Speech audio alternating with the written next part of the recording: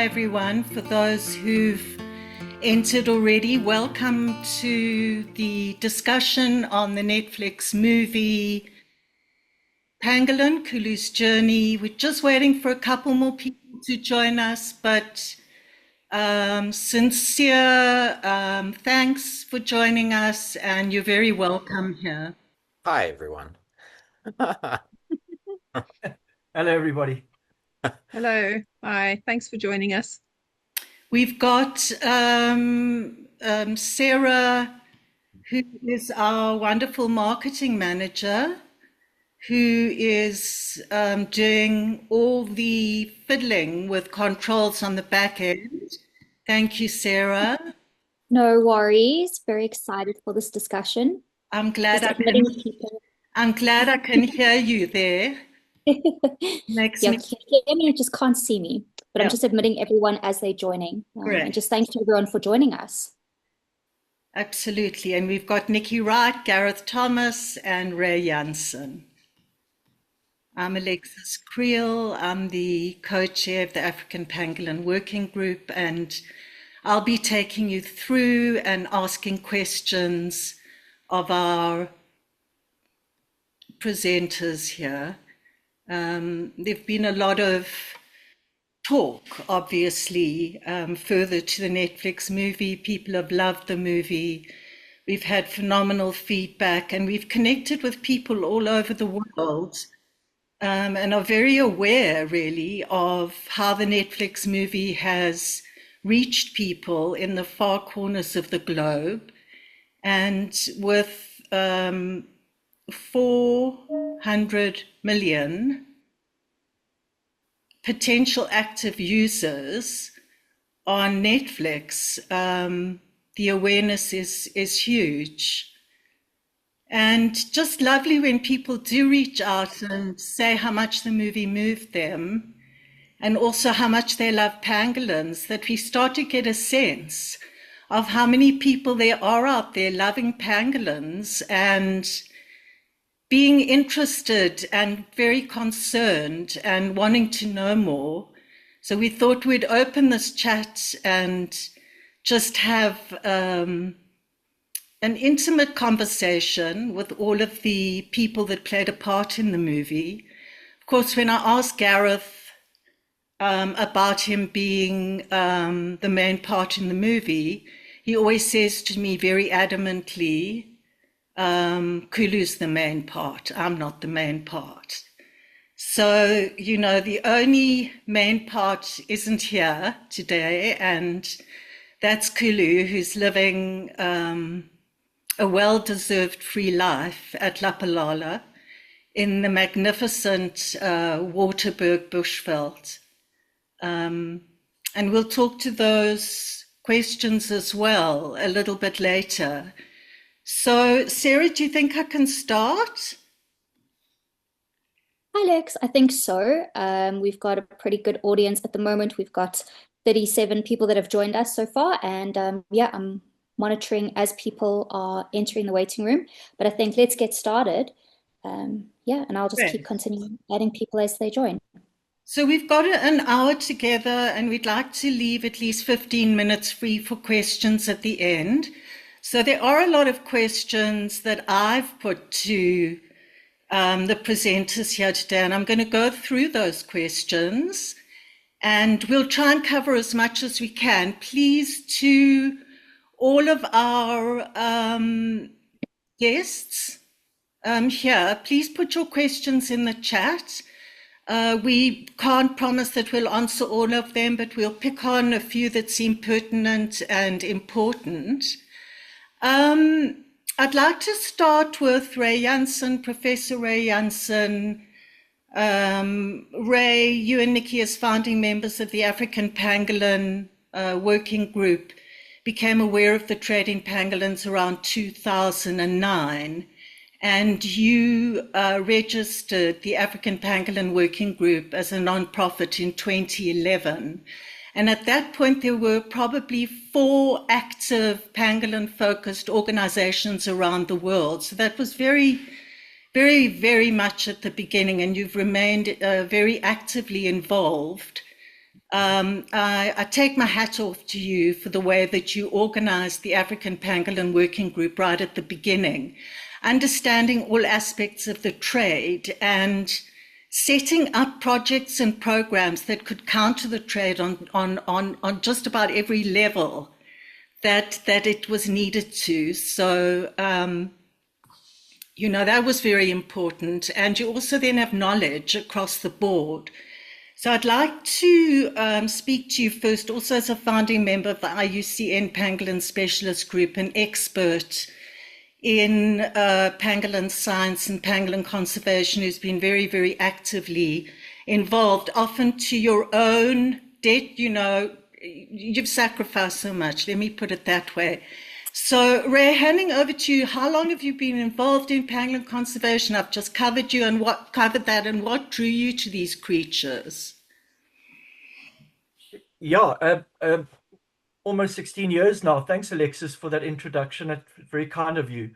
I'd never seen a pangolin prior to 2009. I actually never even heard of them, really. I have a little mammal book, and I saw it in there, and a picture of pangolin in there. And then one of my postgraduate students from a different university, actually, Darren Peterson, asked me to supervise his master's project that he's doing at the University of Pretoria. And I had a double cab bucky, and I had a few rands research funding, and a few months later, I was in the Kalahari with my wife, walking with a pregnant female wild pangolin, and that was it. That was the introduction. It was bizarre in the middle of the night, in the Kalahari, tracking down this pangolin, and only once I got back from the Kalahari and I did some Googling and further research did I realize how much trouble they really are in, the most trafficked mammal on the planet, even back then. Really. So it was already, you were becoming aware, even at that point, that there was a huge illegal trade in pangolins. Yeah, then I reached out to Nicci Wright after I heard that she had actually, prior to that, received a pangolin and was treating a pangolin from the trade. And I had a meeting with her, and the next minute we established a non-profit organization. The first one in Africa at that stage, besides the Tiki Highway Trust, but the first one directly and solely focusing on Africa's pangolins, 4 pangolin species. Right.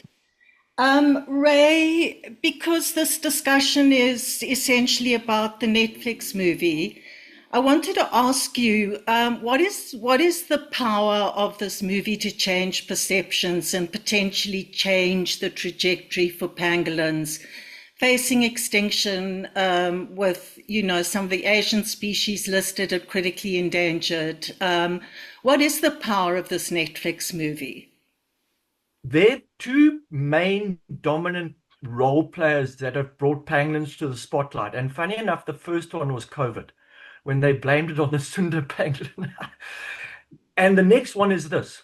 It has got a massive, massive message that it's given out to the world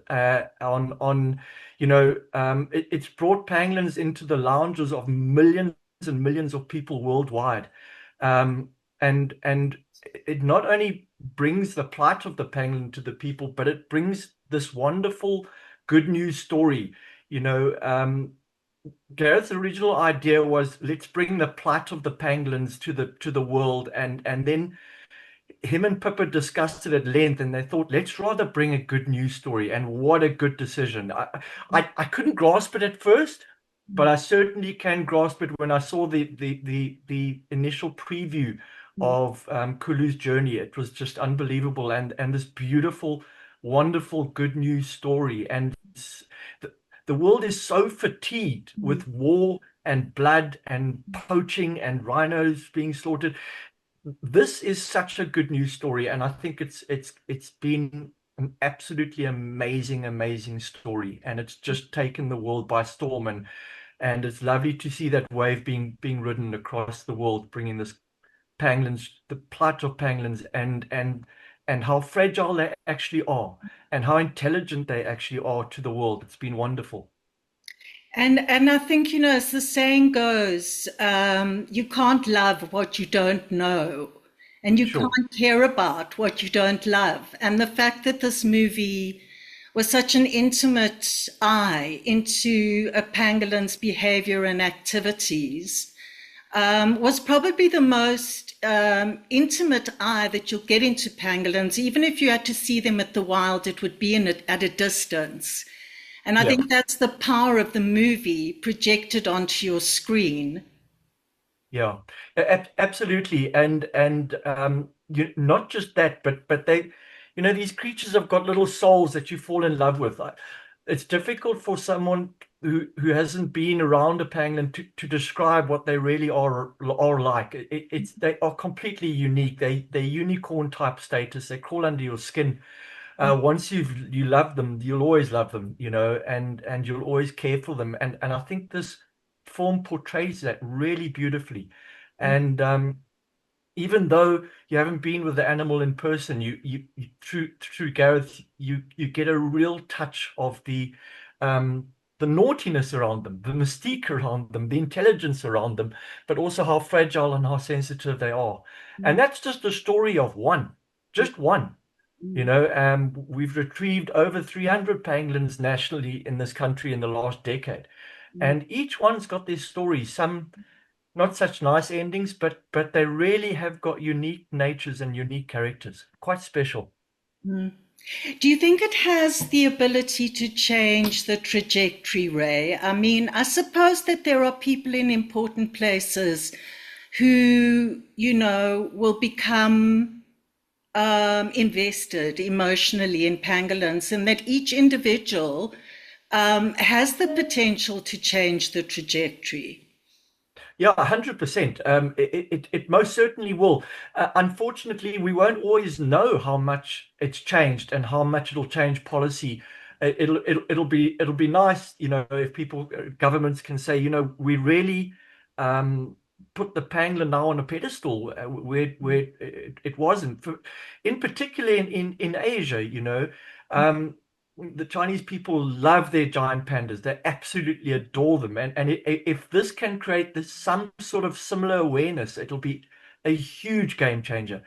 And also, we're seeing parts of Central Africa and certainly West Africa, people are taking note, in particular in Nigeria. You and I were there in 2020, just before, a few months before the pandemic broke out, and we found people that care. And I think since we were there, 5 years later, I think the awareness has got even greater with people like Dr. Mark Ofa, doing wonderful stuff in Lagos. And so I really think things are changing, and I'm becoming far more optimistic about the order, the Polydota, than I was. Wow. I was very pessimistic. I remember.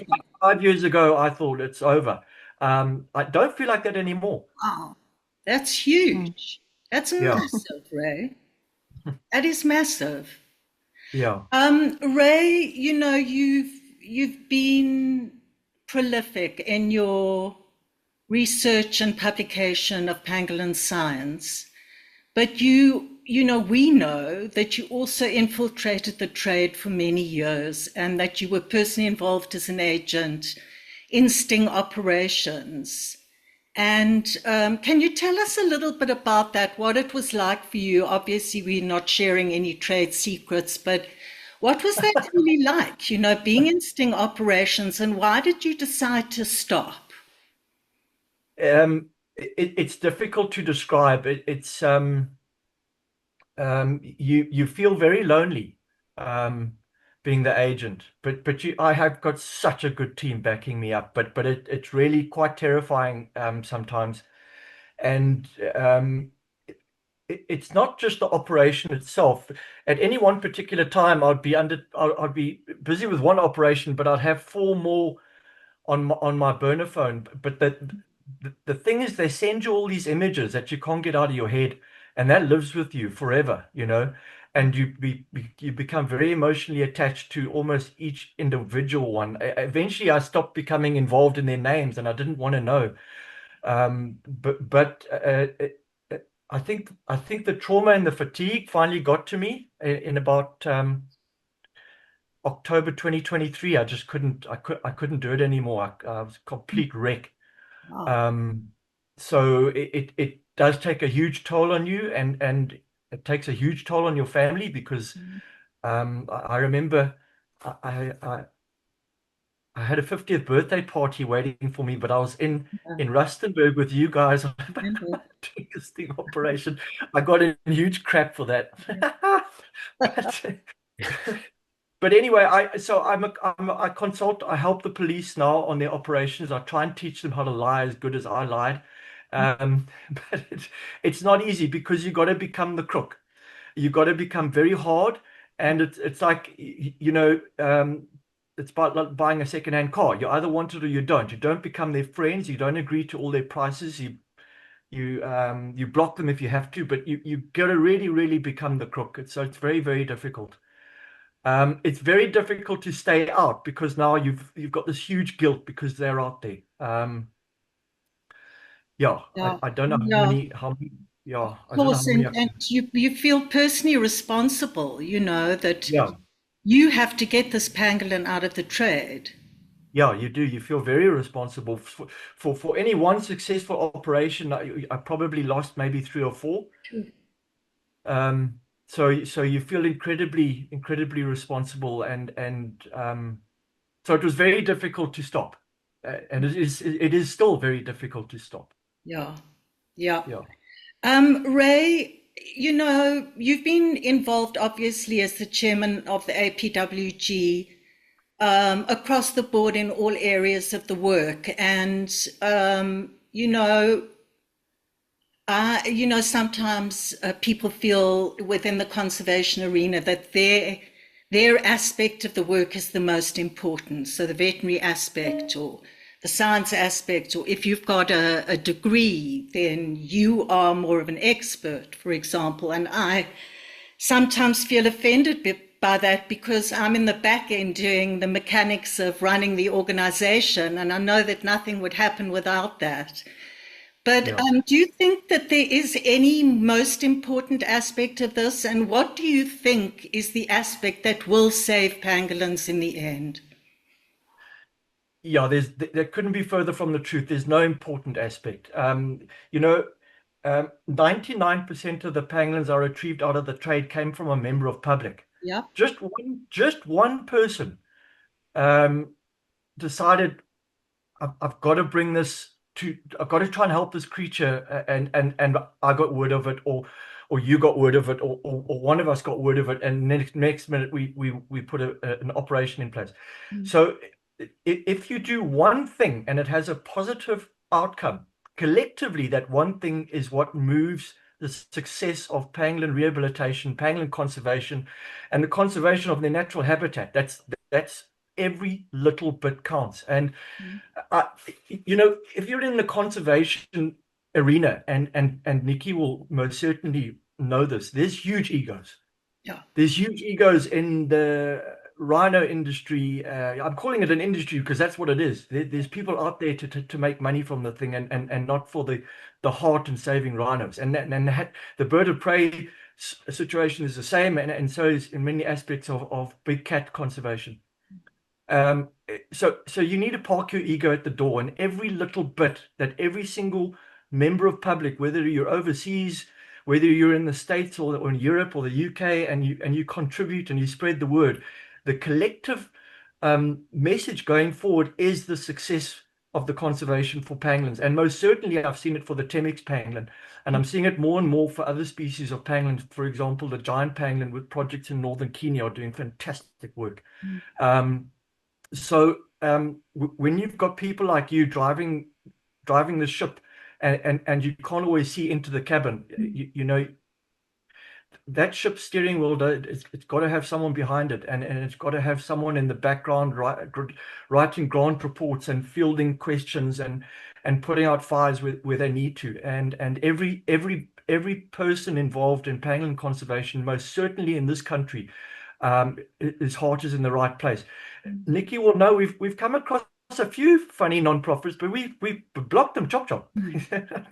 They want pangolins released on their game farms, and then they start a little pangolin safari stuff. That doesn't get far in this country. The pangolin conservation sphere in South Africa is quite strict because we have to be very, very ethical. Even when you're rehabbing a pangolin, it's got to be an off-site location. The repoaching chance event for this particular group of animals is very, very high. And I'm not going to tell you what they're worth now in China, but the reason for it is they're worth a huge amount of money. So we've got to be ethical, and everybody plays a huge role. Doesn't matter how small a little ant you are. It's a collective effort. I wanted to ask you on this point, Ray. A pangolin in the trade, the presence of a pangolin in the trade often does come to us from a member of the public who've been approached by someone.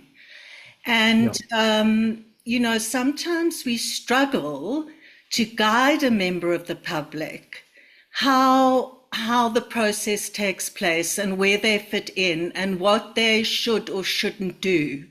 And we've seen many pangolins, going underground because the seller gets scared. And we know that there's a process that takes place and how carefully this has to be handled.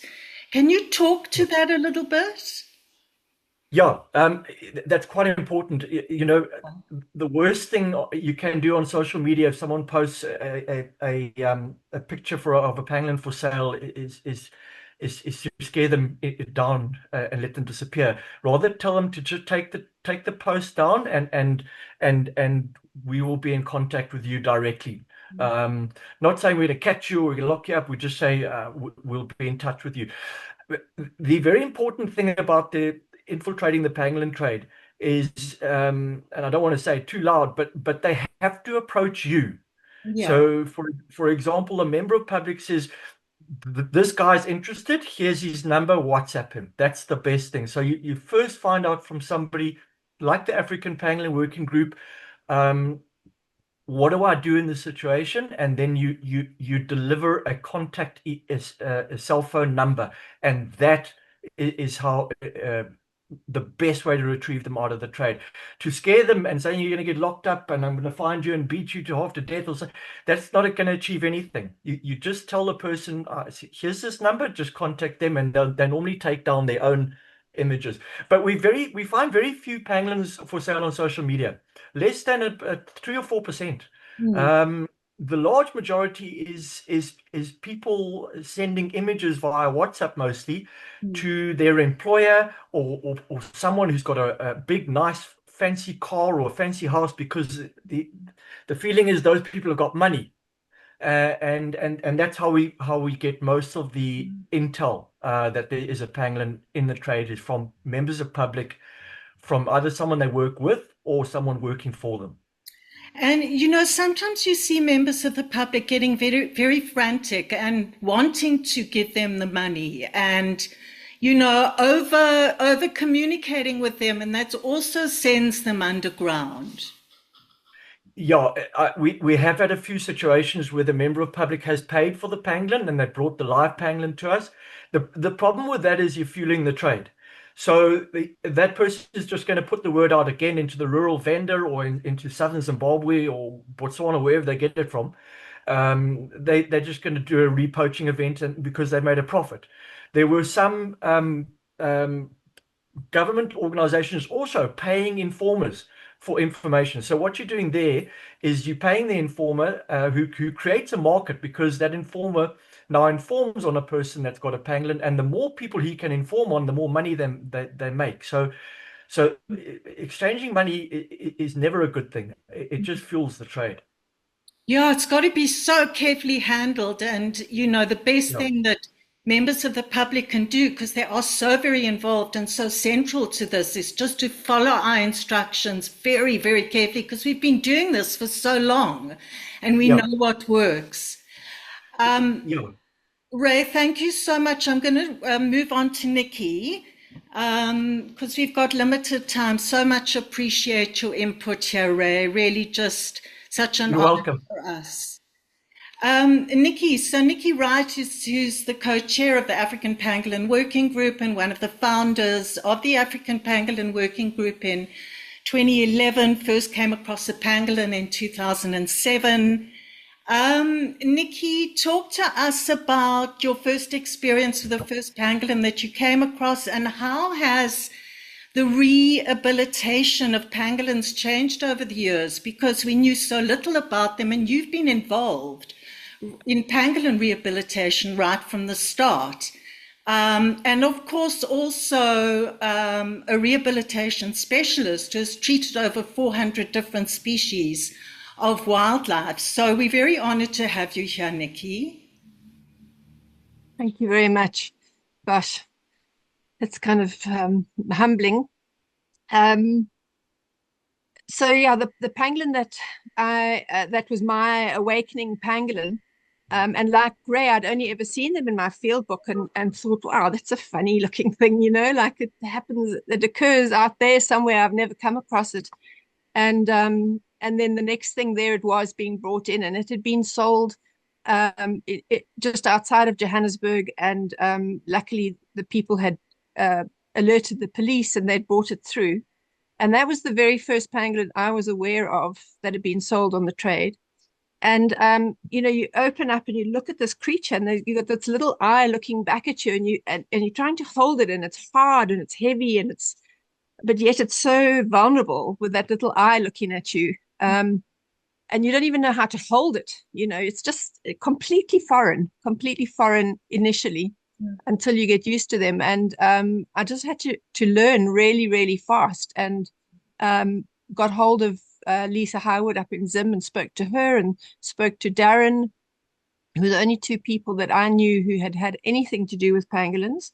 And just, anybody who had anything to do with pangolins spoke to them, and just sort of worked out from the behavior what to do for the rehabilitation process. But in those days, because we couldn't feed them in captivity, we still can't feed them in captivity. And we didn't have a rehab protocol. Our modus operandi was just to get them back out into the bush as fast as possible, into a place where there were ants and termites. And that's what we did. And we didn't even have telemetry for them. There was no telemetry design for pangolin in those days. So there was no post-release monitoring at all. You just kind of let them go and hope for the best. And it was only, in the coming years, once we realized that there was something, sinister going on with pangolins, that telemetry was designed, and that a release protocol was put into place, a rehab protocol was put into place. And then we started seeing some successes, because initially, when pangolins were just released out, they often died, within a couple of days, because they're in a completely different place. They're not feeding, they're just running. They've been dehydrated.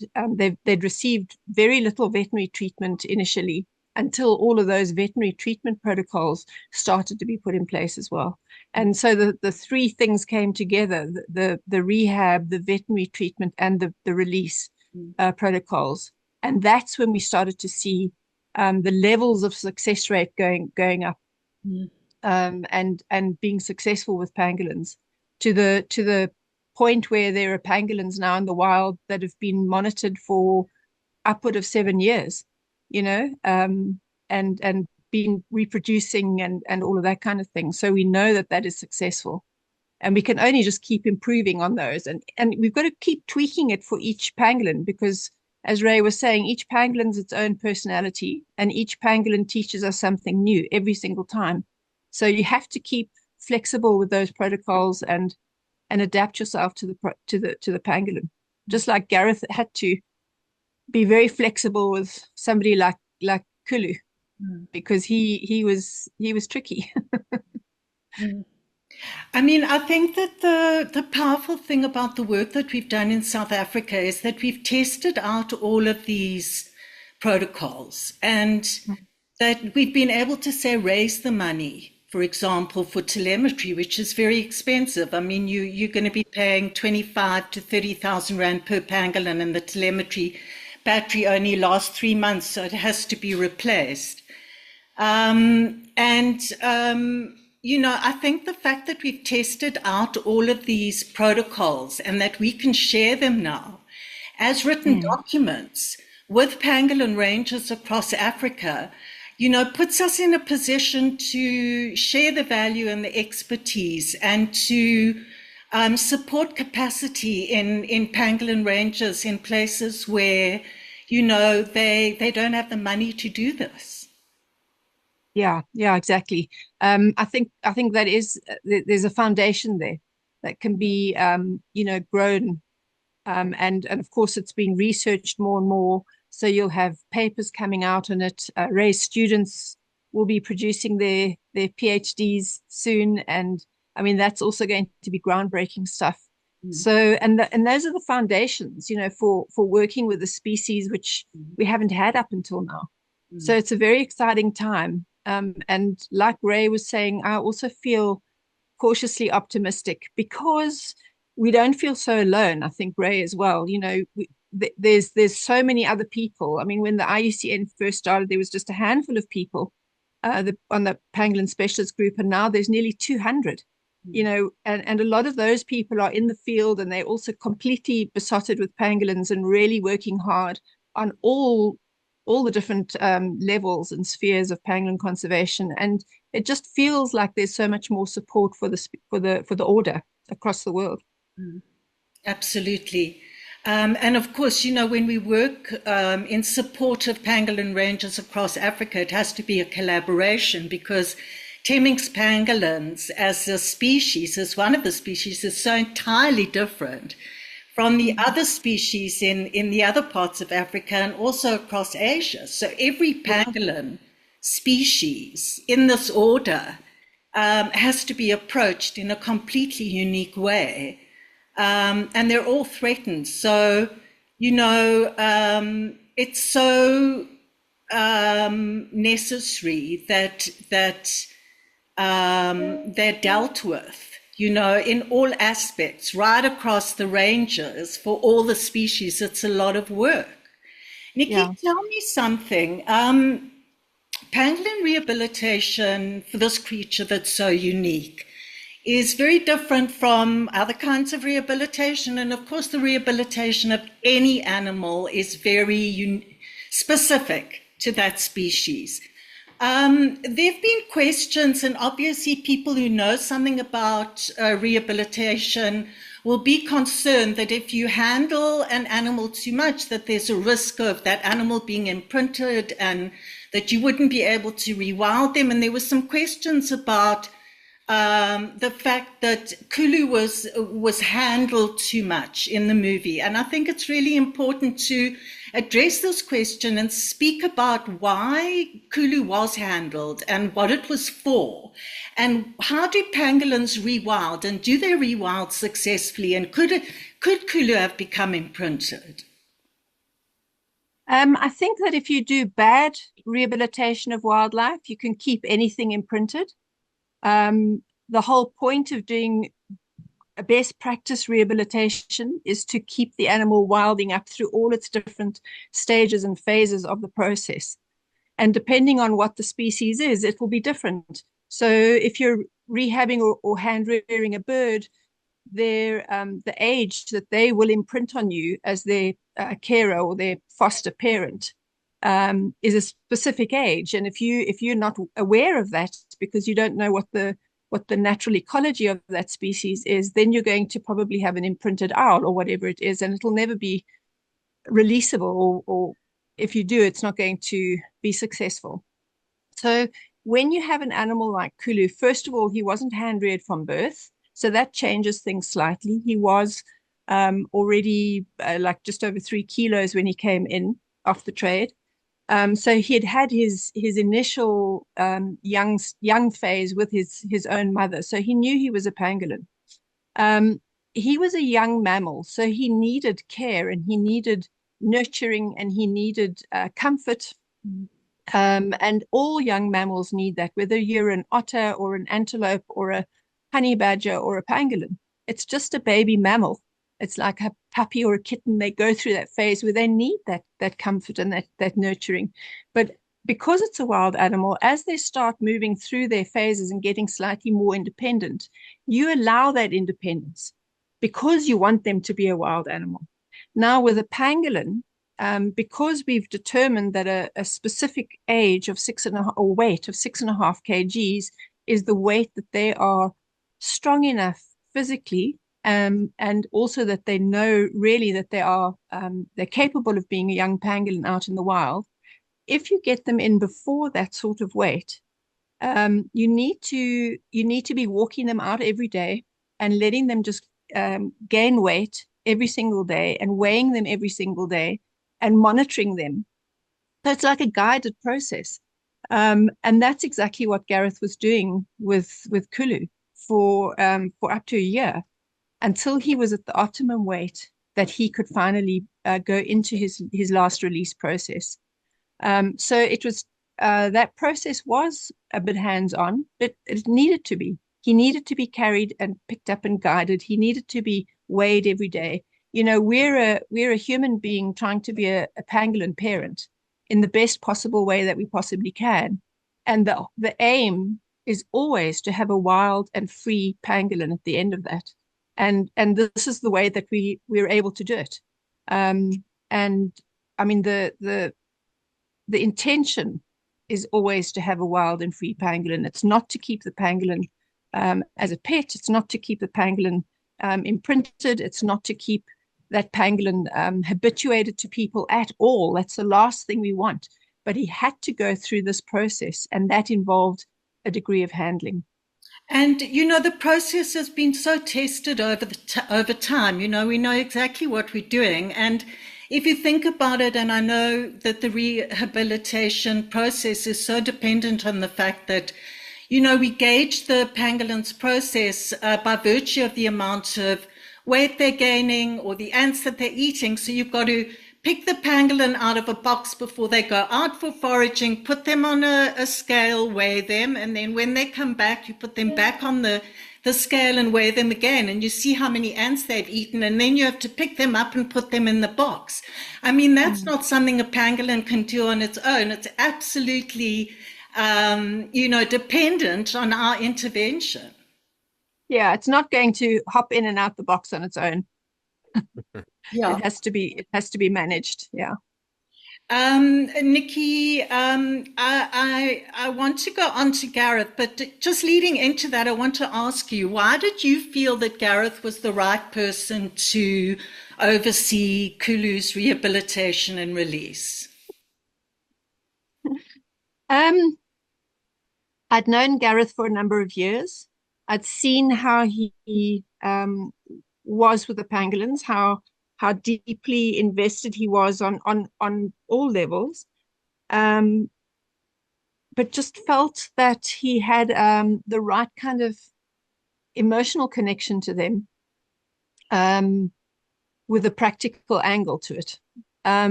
Also, he could handle himself in the bush, because don't forget, a lot of the time, especially towards the end of Kulu's release process, Gareth was walking with that pangolin in a big 5 reserve, sometimes after dark, which is not for sissies. And there's several people on this call, like Simon Naylor and people like that, who've done the same thing with pangolins and had lions roaring close by and things crashing around in bushes. And it can be pretty terrifying, actually. Gets your adrenaline going. But I knew that Gareth could handle himself in that situation. And he was totally, totally invested in Kulu's success. And that kind of commitment you just feel from somebody else, and you just know that they're going to be completely 100% committed to it. And you can trust it. You just have that feeling about that person. And that was Gareth. And yeah, I was right. Well, we were all right. We all were invested in Gareth and Kulu succeeding. And his release was a great success. Gareth, I want to move on to you, but I just wanted to say something, Nicci, and I think that, pangolins respond to different people in different ways, and they've often come out of a trade situation where, and I mean, I'm sure in all cases that it's been men that have poached them and been trading them, and that they're often, of course, we know that they're extremely emotional animals, and that they have this extreme and radical PTSD, and that they won't just take to someone, and that pangolins had a special relationship with Gareth in general. They just liked the way he was. Can you say something about that? It's difficult to put your finger on it, but it's an emotional quality, I think, with Gareth, that possibly, without stepping into unknown kind of waters, it's something that pangolins sense, without anthropomorphizing or anything like that. I think there are some people that animals just respond better to. There are some people that certain pangolins didn't respond to at all. They didn't respond to. They wouldn't eat with. It just was something that we observed, through dealing with lots and lots and lots of pangolins. And some people dogs like, other people they won't like. So it's a quality in a person. I don't know what the name of that is. Maybe Gareth knows. I don't know. But you saw that in Gareth, didn't you? Yes, of course. Yeah. Gareth moved. And that was. Yeah, sorry, Nicci. Sorry, I was just going to say that was one of the aspects, of the whole thing, when you're looking at that person and thinking about the whole process that Kojima or Kulu, as we later knew him as. I mean, it was just one of the things that cemented the arrangement with Gareth. Yeah.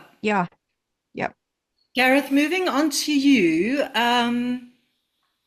our very dear Gareth, who's still residing at Lapalala, and, just so happy to have you here with us, Gareth. So I wanted to ask you, when people watch this Netflix movie, they think that it's something that just magically appears on Netflix, and, that the people involved just kind of bask in the limelight, and that you have all these kudos coming your way, and they don't necessarily understand, or mostly don't understand, what's gone into this. Can you just talk to that a bit? Yeah, thanks, Lex. It's definitely not just an overnight process. I think it was around 6 years ago that I started that original thought sort of happened, and the discussions around, creating a film for the purpose of putting pangolin in the living room of as many people as possible. So that probably started around 6 years ago, and it was about, maybe probably even longer, because it took us about 5.5 years from the original thought all the way through to sort of seeing it on Netflix. It takes an incredible army of people to do it. I mean, you mentioned earlier that these people that work behind the scenes and everything. I mean, it's difficult to say, but I mean, I would say that there's been hundreds of people involved in putting this together and getting it to where it finally was. You've got all these unseen people, the admin team, the marketing teams behind Netflix, all these major companies that are involved, all the assistants, the lighting, the sound, the cameras, absolutely everything. It's enormous.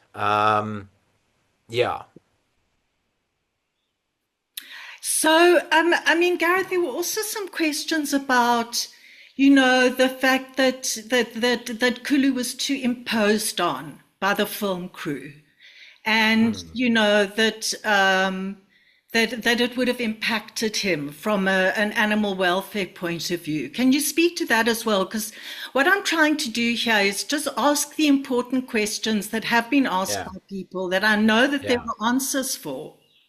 Yeah. I mean, it's important, and I think, I don't know, that might be an issue in a lot of the natural history filming making space. I've heard about instances where animals are pushed. The great thing about what happened with this film, it was never scripted. So, we originally were going to make a film about another very special pangolin who was my original sort of eye opener, and his name was Stevie. Um, and it sort of just evolved into Kulu's journey because, I had this opportunity to spend over a year and a half, almost 2 years with him, and document that whole process without any pressure at all. And the one of the best things about working with Pippa was that she's in the space and she lives the space. So she's not only a director, she is a conservationist, and she has this deep, deep understanding and reverence for nature. And because of that, there was never any pressure put on us. I mean, I remember at the end of the film, I mean, there was a shot list that we would still have loved to have filmed. And, the day came, I remember there was that first day where Kulu sort of tried to hide from me. And for me, that was his final step in his sort of rewilding process, because it was always something that I thought, he's so used to human interaction and everything like that. What if he encounters people, and he needs to be able to know that we're a threat. When that day came where he responded to me like that, it was obviously quite heartbreaking, but at the same time, it was the greatest achievement in the whole process, because that was when I knew, okay, he's as wild as he could possibly be now. And I remember I just said to Pippa, I said, look, it's a wrap. And she was thrilled. What did he do, Gareth? What did he do at that point? So I went out to go and check on him, and all he did was he just lay down and he tried to make himself as invisible as possible. And normally he would just, if I was in the area, he would just be walking around casually. Normally he would walk past me and carry on doing his thing. But on that day, he tried to hide from me. So he just lay flat to the earth and he tried to hide from me. And yeah, that was when it was called a wrap. And yeah, I mean, there was no sort of, oh no, we didn't get these shots or anything like that. It was a celebration, because ultimately everyone in the making of this film was just as invested as in his journey being a success, and him getting to that point where we could say, okay, well, it is a happy ending, for the sake of the film, but for the sake of him as well. More importantly, for the sake of him. And yeah, and I mean, filming them, it takes a long time. I've explained it before as, when they don't know who you are, how you are, and what you're with, and what you're carrying, and everything like that. I think that they see the lens of a camera as a giant eye. Now, if you're a traumatized animal, the last thing you're going to want is a giant eye watching you. So all the filming and photography that I've always done has always been on the pangolin's terms. It's always been approach. They come to you, and they have the option whether they want to come towards you and investigate, or whether they want to go away. So everything we did was always on his terms. And what's great about that is that we got to actually reveal him. We revealed who he is without our sort of pressure, without our sort of interaction with him. I mean, a lot of the stuff that I filmed was just him being him, because he got to the point where he just ignored me. Gareth, how long was it between the point where you felt that Kulu still needed you, or was engaging or interacting with you, to the point where he expressed his ultimate wildness by not wanting to interact with you? So, I mean, one of the nice things about Kulu is he was always very wild. He wasn't a very needy pangolin at all. I mean, there was only a handful of times where he actually showed affection and he really engaged with me. The rest of the time, I mean, he was very independent. He just wanted to be free.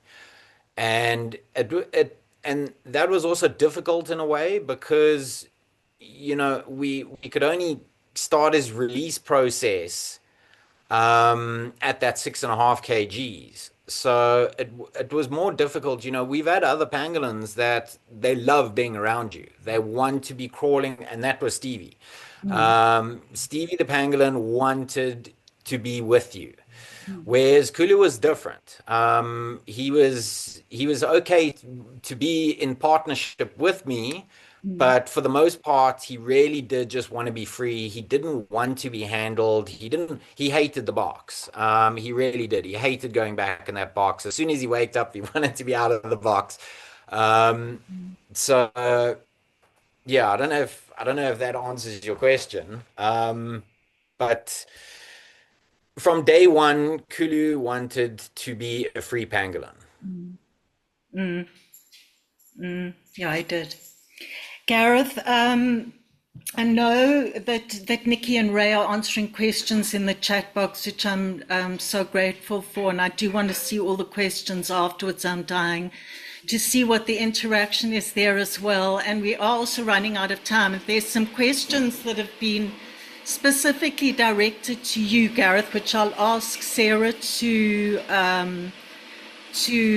raise. But Gareth, what would you say, because we're all just ordinary people that have fallen in love with pangolins and have decided that this is the purpose of our life, and we have a moral responsibility to try and save them and to be in partnership and support nature, and that is our purpose in life. And what would you say for people, ordinary people, what is the best way to help the species and be involved with conservation in some way? Sure. It's such a difficult question because, I mean, if I'm going to give an honest answer, all I did was follow an impulse that my heart had. Um, and how that applies to someone else, I don't know. I don't know, where someone else's heart directs them. Uh, that I can't say. But I mean, really and truly, I mean, my only advice would be that if you feel an impulse in your heart to do something, then do it. I mean, this all sort of came about because I sent Ray an email and he agreed to have a cup of coffee with me. 7 years later, there's now a film on Netflix. Yeah. So, I mean, it was just something so seemingly insignificant, and a meeting of two people over a cup of coffee.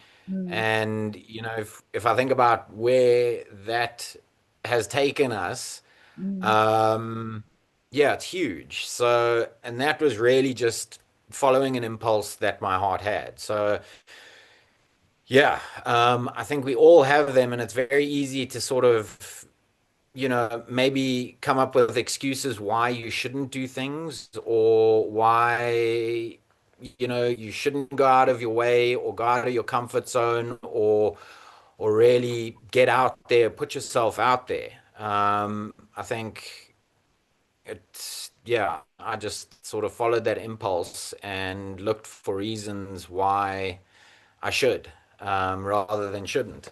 So that's going to be different for every individual. And I think that's what's beautiful about the film is that the film was about pangolin and it's quite bipartisan. I mean, obviously there's a link because I'm an ambassador for the APWG. Nicci's a co-chair. Ray was one of the founders. So there is that intrinsic link. But I mean, it wasn't sort of any sort of an advertisement for any one organization. And the objective was to highlight pangolin and to have people fall in love with pangolin, not us, not any organization or anything like that. And I think we achieved that. And if people's hearts are drawn to koala bears, then you know what, go for it.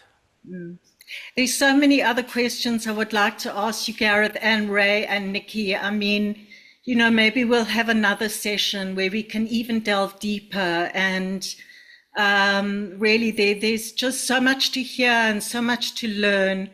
We are running out of time, and I want to respect everybody's time. So Sarah, who's my co-host, Sarah Kempen, who is the marketing manager for the African Pangolin Working Group, has been looking through all the questions, and I just want to hand over to you, Sarah, to direct the questions. Thanks so much, Lex. And I agree. I think there's been so much. We've sort of just begun to delve into so many interesting aspects, and it'll be lovely to connect again and to answer more questions. Just from the chat, a couple for Gareth.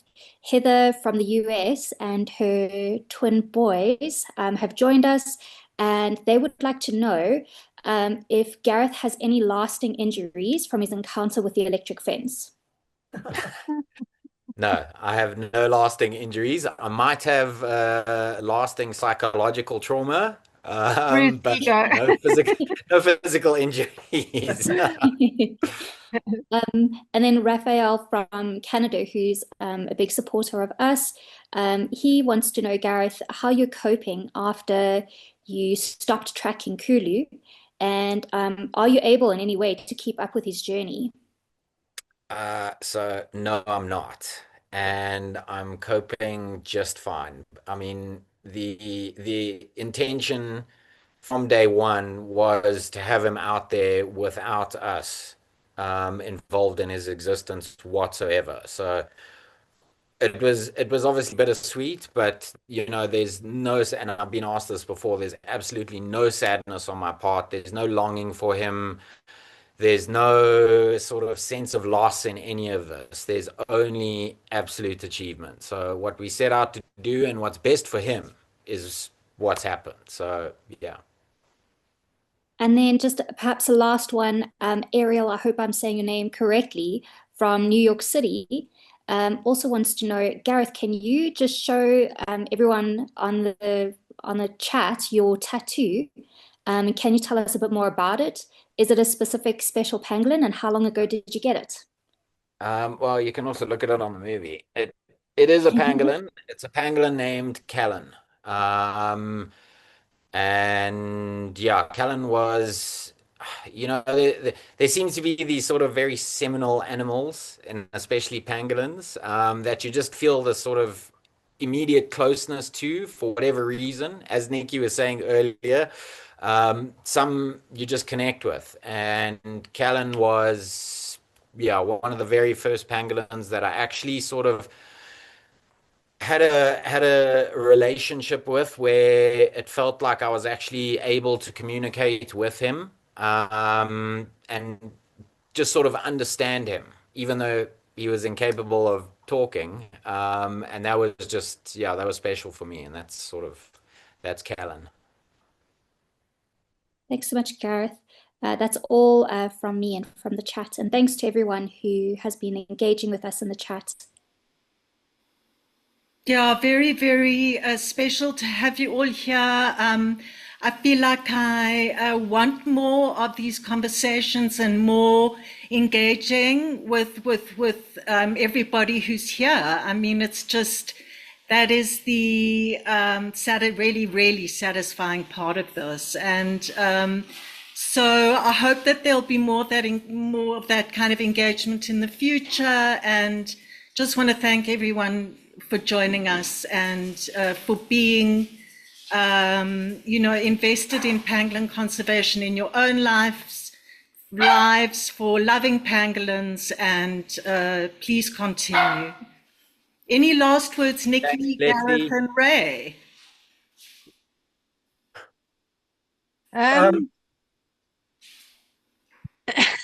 You go first. Okay. Yeah, there's been quite a lot about the electric fence thing. So Gareth and I are launching probably the largest electric fence project the world has ever seen. I picked up 60 trail cams that were delivered to me on Thursday, and they are solar powered, and they've got a little elephant proof box. And we are going to monitor the electric fences, 5 different designs, 3 different designs on Lopalala alone. And we're going to try and alleviate that terrible death fence. So let's hope. How long do you think it could take, Ray, just off the top of your head, from the time that you roll out this research until there could be maybe a change in legislation? The research will be 12 months, so a year. Then we've got to write it up, and there's going to be tens of thousands of images. Gareth's very excited because this is his pet hobby, going to see what was caught on the camera trap last night. But I don't think he realizes how many tens of thousands of images are going to come through. So it may even take us a full year to fully analyze as well. And then we're going to propose a more vertebrate, and I call it vertebrate-proof fence to government, because that legislation has been in place since 1963, and no one's really ever tested it. And if we could take away that bottom tripwire and that live wire at 20 centimeters, we're going to save a lot of vertebrates: birds, tortoises, pangolins, snakes, reptiles, Nile monitors. It's a game changer, this project. We're so excited. So when they dropped off the trail cams, we got a huge donation, close to 350,000 rand worth of trail cams were donated to us. So we're very grateful. And I think, Ray, also just to say, and anybody who needs to jump off the call, please do, because I know that we're over time. But Ray, just to say the importance of research where changing legislation is concerned. And could you just speak a little bit about that? Yeah, so the current electric fence design that comes from the early 1960s was put together to keep dangerous animals contained, not the other way around. And that design hasn't really been scientifically tested since its inception. So it's not really a legislation. It's a standard operating procedure that's rolled out by provincial conservation departments. And if you don't follow their SOP, they won't let you have a permit to keep elephants and lions and whatever. So it's a catch-22 situation. It's not law. It's a standard operating design that they rolled out provincially and then nationally. So I want to prove to them that those bottom few strands are meaningless. And we've Lopalala have very graciously modified almost 10 kilometers of fence line with 3 experimental designs. That's going to cost huge money to do that. And they are willing to test 3 designs plus their standard one that fits the SOP for Limpopo province. And then we've got 2 other large reserves, one bordering the Kruger Park and then one in the Kalahari, to test other designs.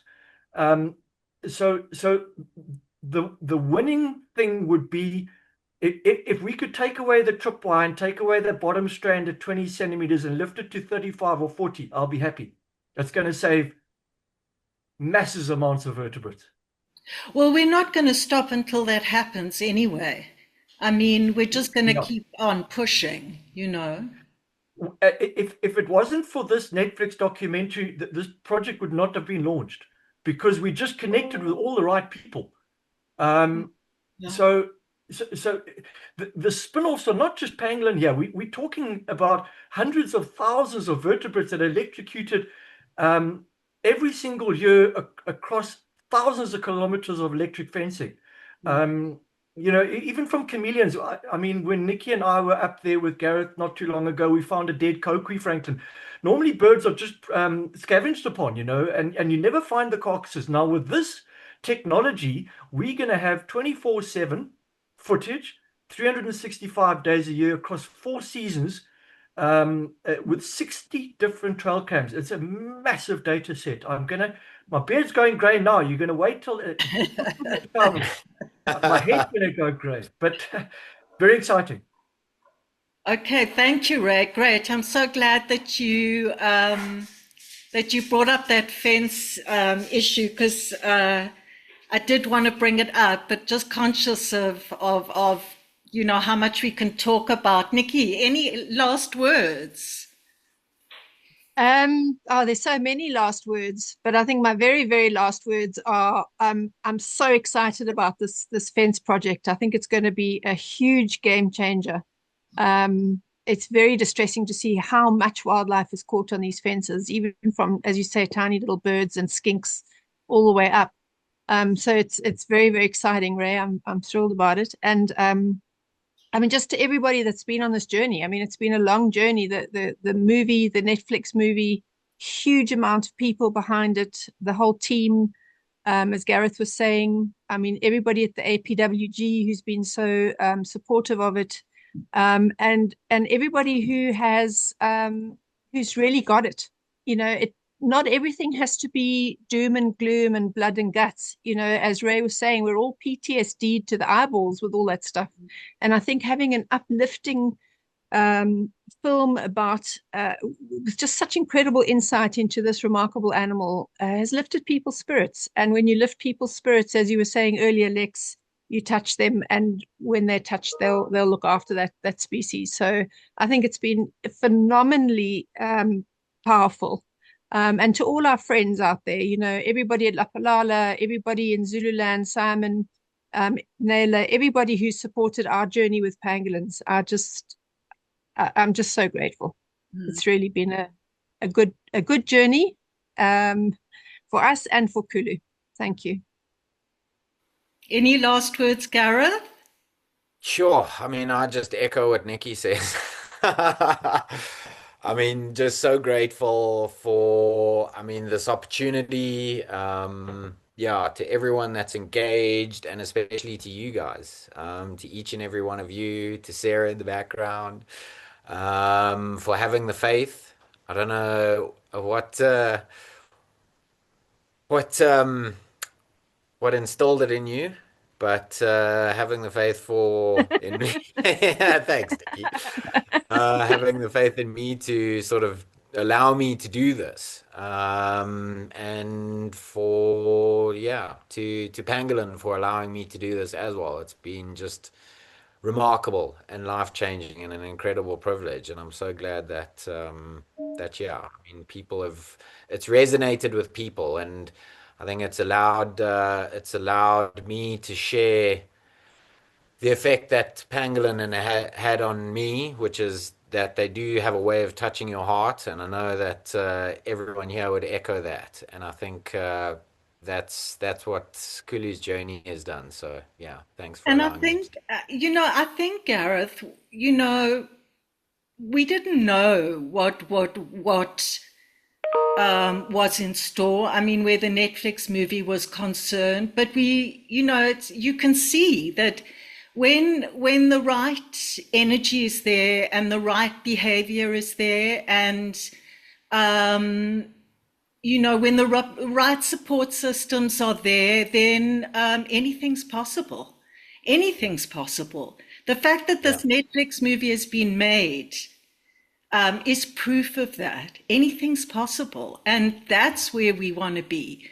Just in that kind of, anything's possible space where if we are in this in the right way, then really anything's possible. Yeah. And I think it's more, the first day I ever met Pippa, she said one of the most powerful things to me that changed my sort of world perspective. She said, love's far more powerful and long lasting than guilt. And that shaped, as Ray mentioned, initially it was going to be on sting operations and these poor suffering animals and everything like that. And that sort of reshaped the film, that one line. And I think with that approach, that's what allowed us to get this far on this journey. So yeah, I think love's very powerful. So it's the strongest conservation tool we have. I don't think we realize just how powerful it is. Thank you so much, everybody. I hope we'll meet again and talk more. Thank you so much, Nicci Wright, Professor Ray Jansen, Gareth Thomas, and our beautiful audience. Thanks. Thank you. Cool. Thanks. Thanks, Bye. everybody. Bye. The African Pangolin Working Group. Find us on Facebook, Instagram, and africanpangolin.org.